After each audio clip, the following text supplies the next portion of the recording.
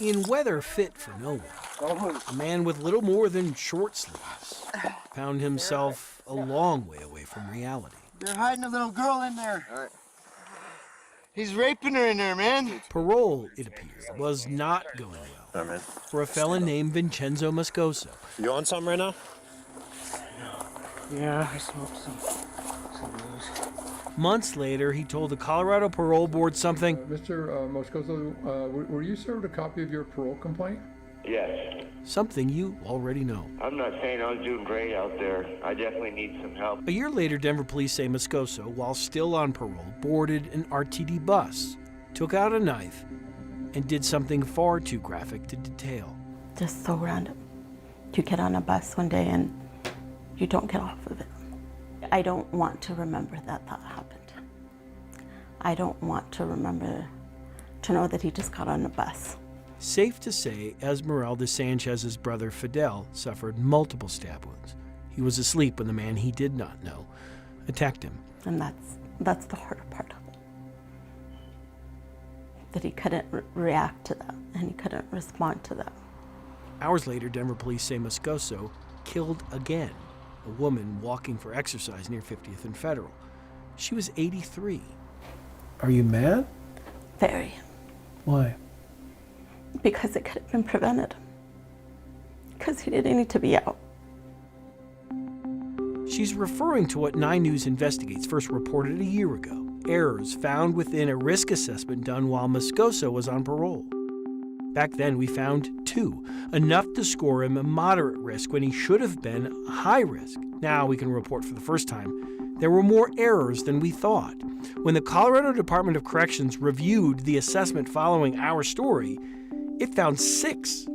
These are his assessments. I showed Esmeralda Sanchez the additional errors, like Section 5.5. Has drug use ever caused problems with employment? The parole officer said no.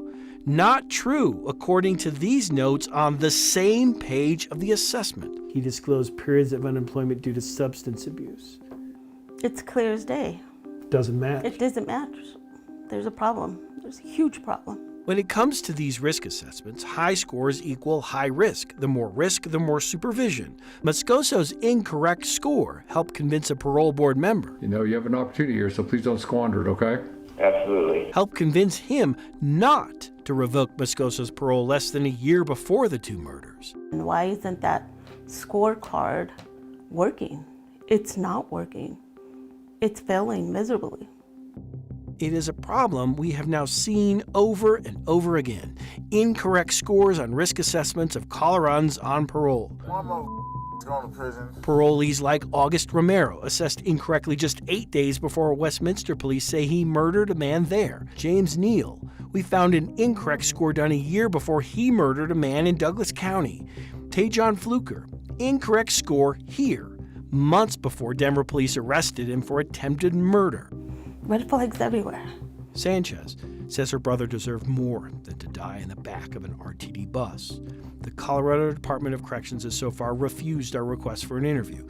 But in this statement it said, it will now start to audit the assessment scores given by its parole officers. We are currently working on this.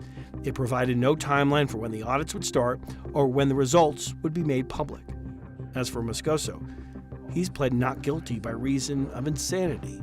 He's not expected back in court for months. Chris Vanderveen, 9 News.